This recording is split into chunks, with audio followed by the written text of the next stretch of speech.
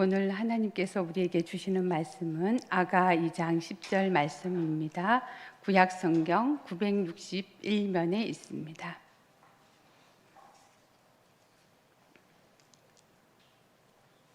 한 목소리로 읽겠습니다. 나의 사랑하는 자가 내게 말하여 이르기를 나의 사랑 내 어여쁜 자야 일어나서 함께 가자. 아멘. 오늘 찬양 예배 오신 모든 분들을 주님의 이름으로 사랑하고 축복합니다. 이 예배를 통하여서 살아계신 하나님의 음성을 듣는 귀한 시간이 되시길 바랍니다. 구약 성경 아가스는 이스라엘의 제3대 왕이었던 솔로몬 왕과 보잘것없는 시골 여자 술람미 여인과의 사랑 이야기입니다. 아가스의 히브리어 제목인 시르 하시름은 노래들 중에 노래라는 뜻으로 가장 훌륭한 노래라는 의미를 가지고 있습니다. 아가스의 주인공은 솔로몬과 술람미 여인입니다. 솔로몬은 살롬 즉 평강이라는 의미이며 술람미 여인은 솔로몬의 여인이라는 의미입니다. 아가스에는 여자 주인공의 이름이 명시되어 있지 않지만 이 두 주인공들의 이름이 상징하는 바 살롬적 평강을 상징하고 있는 두 남녀 사이에서 보여주고 있는 사랑에 대한 묘사를 통해 결혼의 정신을 충분히 반영하고 있습니다. 뿐만 아니라 술람미 여인에 대한 솔로몬의 사랑을 통해 그의 백성을 향한 하나님의 사랑을 예표적으로 보여주고 있습니다. 유대인들에게 아가스는 특별한 의미가 있는 책입니다. 그것은 아가스가 유대인들의 명절에 낭독되는 성경 5권 중에 하나이기 때문입니다. 아가스는 특별히 유대인들이 가장 중요하게 여기는 명절인 6월절 기간 동안 회당에서 낭독되었습니다. 술람미 여인은 이스라엘 북쪽에서 조금 떨어진 머깃도 평야지 근처에 있는 수님 마을 출신으로 알려져 있지만 확실하지는 않습니다.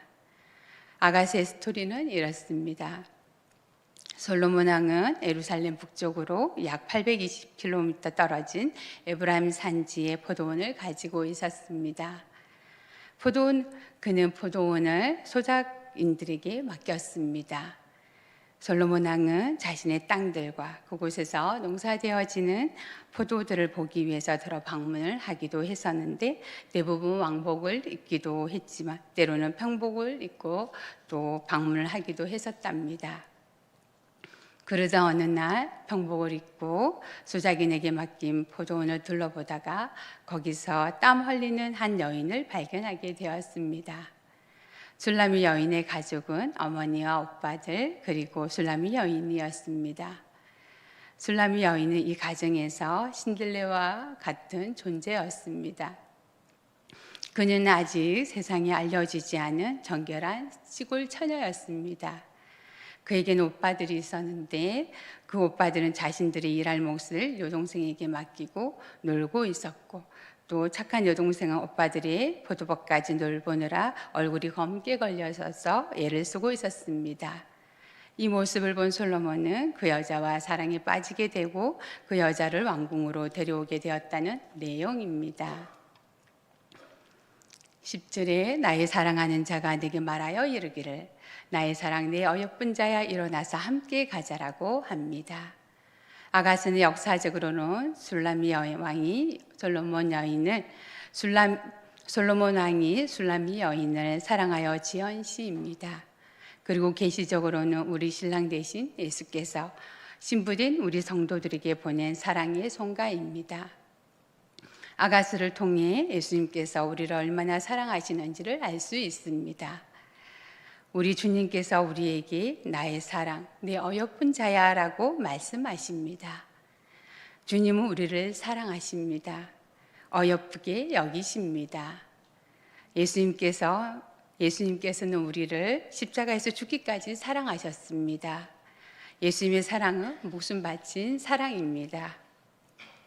예수님께서는 요한복음 15장 13절에서 사람이 친구를 위하여 자기 목숨을 버리면 이에서 더 큰 사랑이 없나니 라고 하셨습니다. 예수님께서는 이 말씀대로 예수님 자신의 가장 사랑하는 친구이며 또 가장 사랑하는 신부인 우리 성도들을 위하여 십자가에서 물과 피를 다 흘리시고 죽으셨습니다. 사실 우리는 예수님께서 목숨을 바쳐 사랑하신 그 큰 사랑을 받을 자격이 없는 사람들입니다. 그러나 예수님께서는 아무 조건 없이 우리를 사랑하셨고 무조건 우리를 사랑하셨습니다. 우리의 조건만을 따져본다면 우리는 예수님의 사랑을 받을 자격이 없는 사람들입니다. 그러나 예수님은 이러한 조건을 따지지 않고 우리를 무조건 사랑하셨습니다. 나의 사랑 내 어여쁜 자야 라고 하십니다. 이 얼마나 아름다운 주님의 사랑 고백입니까? 사랑하는 여러분, 오늘 본문 말씀은 지난 7월 31일부터 8월 2일까지 논산에서 있었던 벨 임파테이션 세미나 주제 말씀입니다. 6개 교회에서 159명의 사람들이 참석하였습니다. 그때 저는 스텝으로 섬기기 위하여 처음으로 참석하였습니다. 2박 3일 동안 모든 예배 시간마다 하나님의 임재가 강하게 느껴졌고 성령의 기름 부으심이 있었습니다. 지금까지 제가 신앙생활하면서 참석하였던 그 어떤 예배와 기도에서 경험하지 못한 아주 강력한 기름 부으심이 느껴졌습니다. 총 6번의 예배가 있었고 찬양, 말씀, 기도 순서로 진행이 되었습니다. 기도 시간에 저도 하나님의 임재 안에 깊이 들어가게 되었습니다. 살아계신 하나님께서 저에게 찾아오셔서 나의 사랑, 네 어여쁜 자야, 일어나서 함께 가자라고 말씀해 주셨습니다.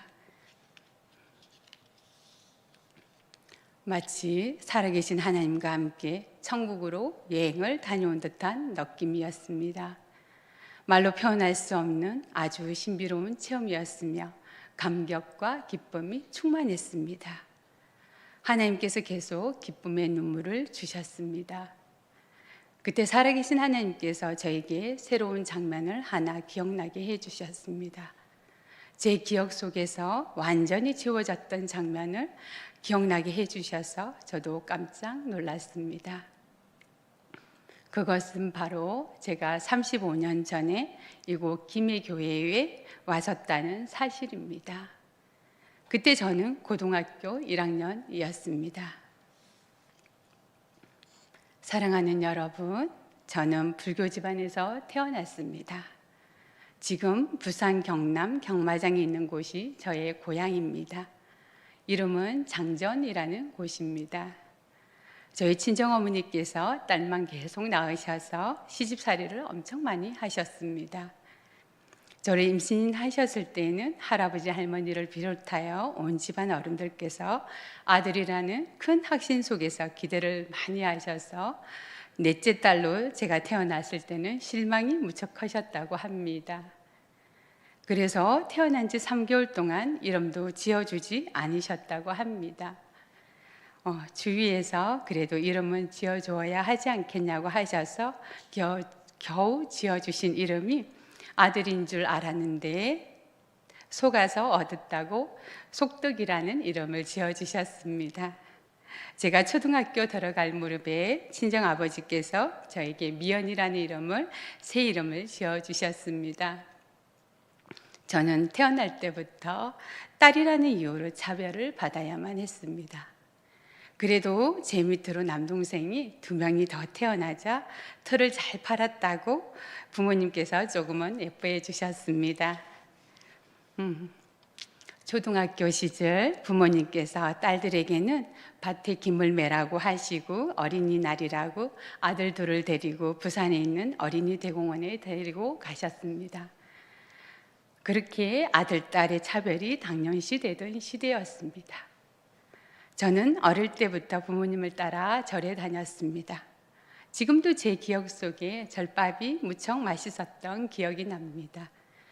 저는 강서구 중림동에 있는 가락중학교를 다녔습니다. 학교 뒷산에 절이 있었는데 주지선님의 큰아들이 학교 회장이었고 둘째 아들이 저희 반의 반장이었습니다. 가끔 선임이 학교에 오셔서 특강도 해주셨습니다. 중학교에서 절에 속한 학생 동아리 모임이 있어서 저도 그 모임에 가입하여서 친구들과 함께 학교 뒷산에 있는 절에 가서 학생회 활동도 하고 또 점심도 맛있게 먹었던 기억이 납니다. 제가 중학생이 되면서부터는 일주일에 한 번 일요일이면 도서관에 갈 수 있게 되었습니다. 그때는 교통이 무척 불편하였기 때문에 집에서 30분을 걸어가서 또 몇 시간에 한 번 오는 버스를 타고 김해 버스 터미널에서 내려서 김해 도서관까지 걸어갔습니다. 집에서 도서관까지 가는 시간이 약 2시간이 걸렸습니다. 그때는 김해 버스 터미널이 지금의 아이스케어 옆에 있었습니다. 그 시절에는 김해 도서관이 한 곳밖에 없었기 때문에 빨리 가지 않으면 자리를 잡을 수가 없었습니다. 9시에 오픈을 하는데 줄을 많이 기다렸다가 들어갔습니다. 점심시간 12시가 되면 도시락을 먹고 공부하다가 저녁이 되었어야 집으로 돌아갔던 기억이 납니다. 제 기억 속에 소중한 추억으로 남아있는 걸 보면 그때 도서관에서의 시간들이 무척 행복하였던 것 같습니다. 부모님께서 아들에 대한 기대가 커셔서 딸들이 공부를 하면 아들들이 앞길을 막는다고 생각하셨습니다. 그래서 저는 김해 여자 상업고등학교에 진학하게 되었습니다. 그런데 그것이 저에게는 오히려 하나님의 은혜였습니다. 중학교 때까지 절에 다녔던 제가 고등학교에 들어가게 되면서부터 예수님을 믿고 교회 나가게 되었기 때문입니다. 저희 학교에서 생물을 가르쳐 주셨던 남영희 선생님께서 항상 수업 시간 마치기 10분 전에 60명이 되는 반 아이들에게 복음을 전하셨습니다. 그때 저희 반에서는 60명 중에서 반장과 저 이렇게 2명만 예수님을 믿게 되었습니다.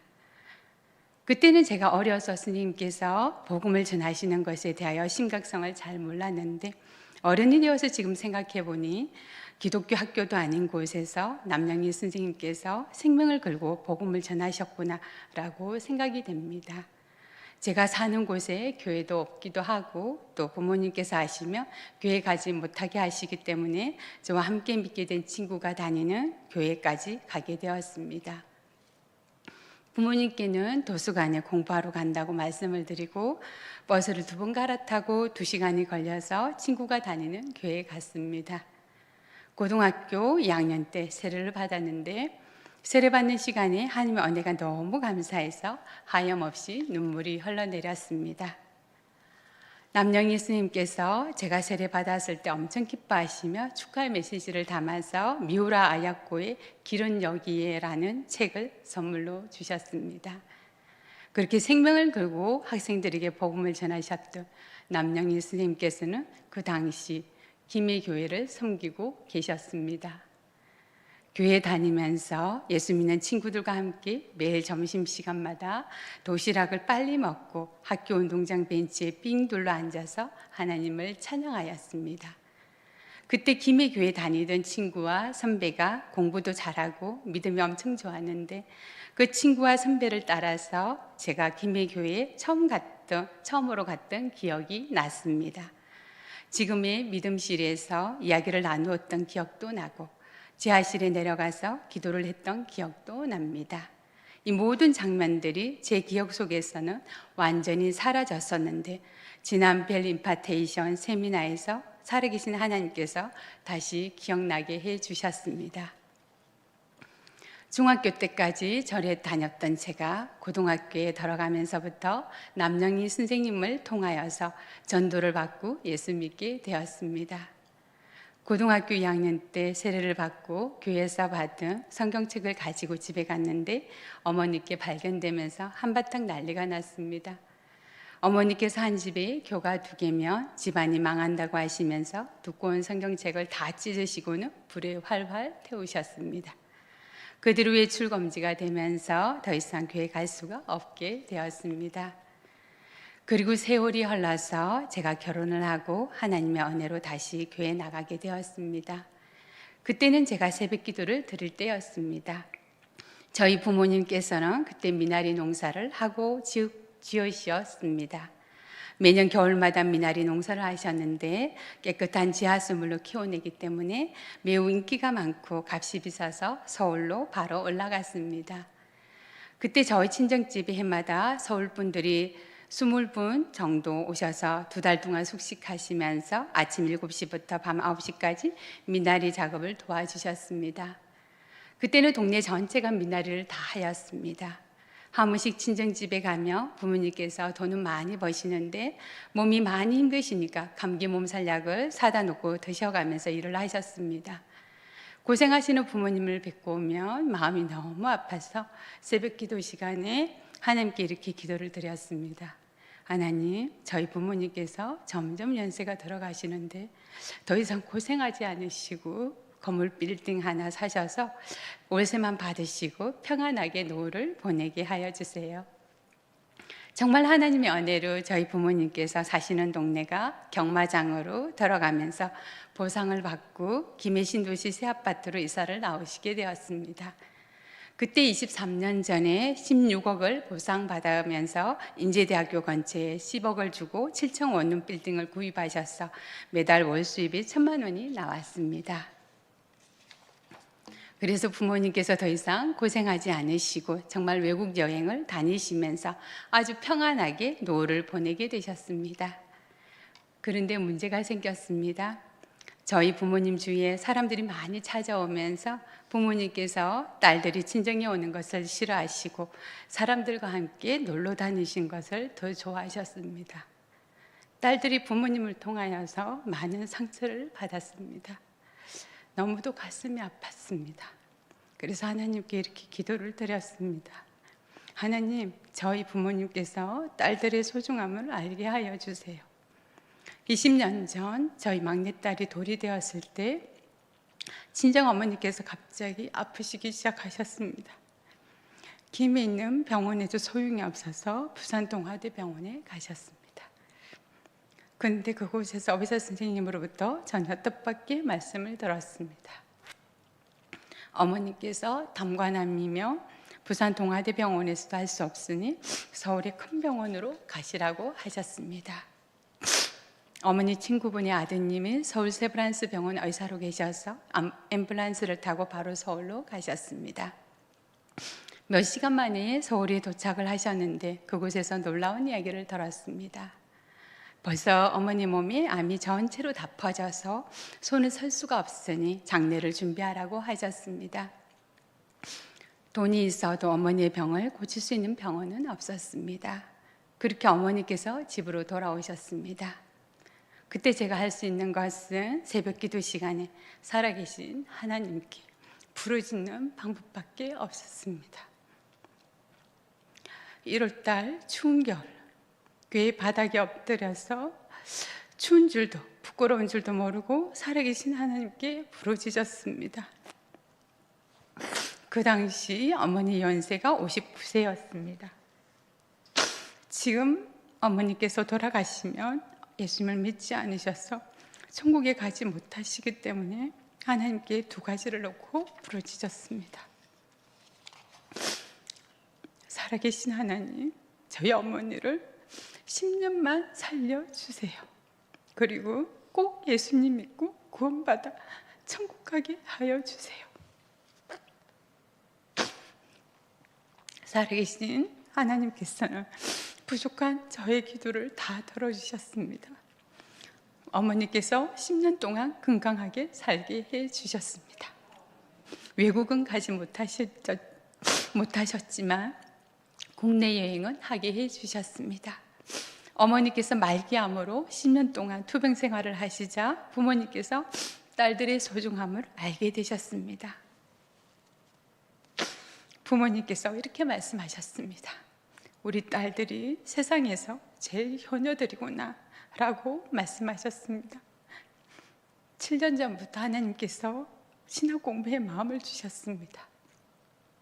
그러다가 제 나이 40이 되었어야 진짜 신학 공부를 하게 해주셨습니다. 어머니께서는 늦은 나이에 공부하는 딸이 마음이 아프셨는지 아픈 몸으로 반찬도 해주시고 또 김장철에는 친구분들을 부르셔서 200포기의 김치를 담으시면서 저희 집에 1년 먹을 김치를 주셨습니다. 그리고는 친구분들에게 이렇게 자랑하셨습니다. 우리 막내딸이 진짜 예수쟁이인데 딸 셋을 키우면서 신학 공부도 하고 교회에서 사역도 한다고 자랑하셨습니다. 살아계신 하나님께서는 정확하게 저희 기도를 들어주셨습니다. 10년하고 2개월이 지나자 어머니께서 갑자기 아프시기 시작하셨습니다. 부산 동아대 병원에서 이제 임종을 준비하라고 하셨습니다. 그때는 어머니께서 마음의 문은 많이 열리셨지만 아직 예수님을 영접하지 않으신 상태였습니다. 그때 제가 학부 4학년으로 창원에서 사역을 할 때였습니다. 담임 목사님께서 어머니를 전도할 수 있도록 일주일의 휴가를 주셨습니다. 담임 목사님과 교회 모든 성도님들께서 저희 어머니를 위하여 중보 기도해 주셨습니다. 학교에도 말씀드리고 남편에게 세 딸을 부탁하고 어머니께서 계신 부산 동아대 병원으로 갔습니다. 간병인을 두지 않고 직접 어머니를 병간호해 드렸습니다. 어머니의 대소변도 다 받아내고 어머니 곁에서 마지막을 지켜드렸습니다. 그때 어머니께서 마음의 문을 활짝 여셨습니다. 그리고 이렇게 말씀하셨습니다. 우리 막내딸이 엄마를 살리려고 먹지도 않고 잠도 자지 않고 깨어서 엄마를 위해 기도하는구나. 그리고 마침내 막내딸이 전하는 예수님을 영접하시고 구원을 받으셨습니다.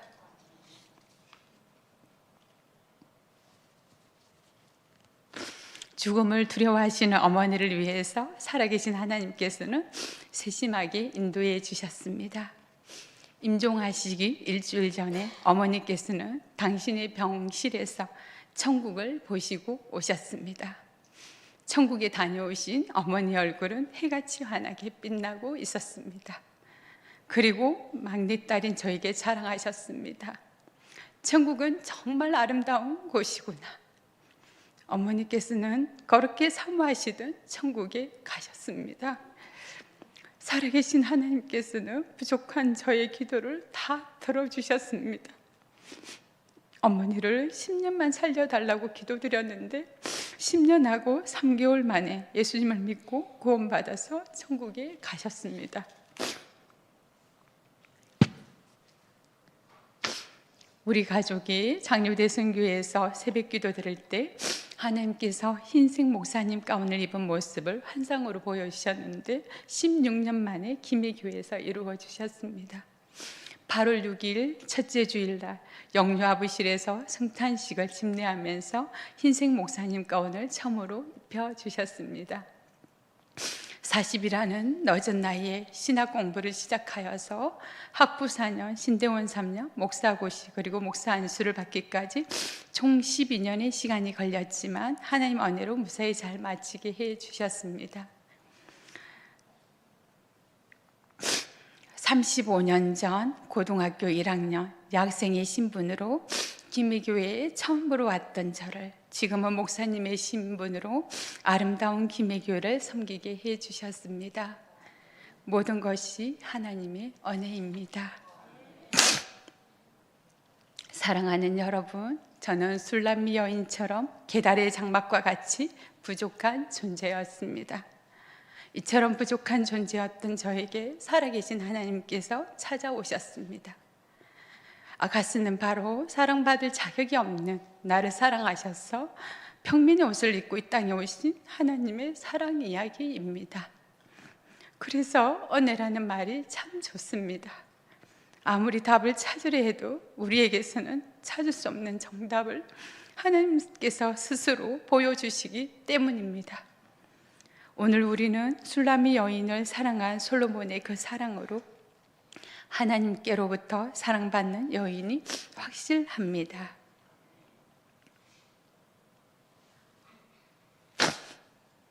아가서 2장 10절은 나의 사랑하는 자가 내게 말하여 이르기를 나의 사랑 내 어여쁜 자야 일어나서 함께 가자라고 말씀합니다. 이 구절은 신랑이 신부에게 자신의 사랑을 표현하는 말입니다.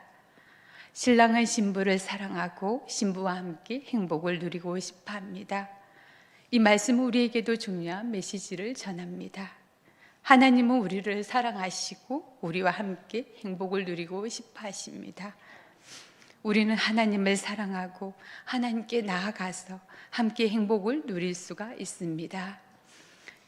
지금 이 시간 하나님께 나아가서 그분의 사랑을 마음껏 누려보시기 바랍니다. 기도드리시겠습니다. 살아계신 하나님, 술람미 여인처럼 계달의 장막과 같이 부족한 저희들에게 찾아오셔서 나의 사랑, 내 어여쁜 자야, 일어나서 함께 가자라고 말씀하여 주시니 감사합니다. 하나님께서 우리를 사랑하시고 우리와 함께 행복을 누리고 싶어 하신다는 것을 오늘 말씀을 통하여서 알게 하여 주셔서 감사합니다. 지금 이 시간 우리의 신랑 되신 주님께서 신부된 저희들에게 보내는 사랑의 손가에 기쁜 마음으로 화답하며 나아가게 하옵소서. 다시 하나님을 뜨겁게 사랑하게 하시고 하나님 안에서 참된 기쁨과 행복을 누리게 하옵소서. 우리의 신랑 대신 예수 그리스도 이름으로 기도드립니다. 아멘. 442장 찬송을 부르시겠습니다.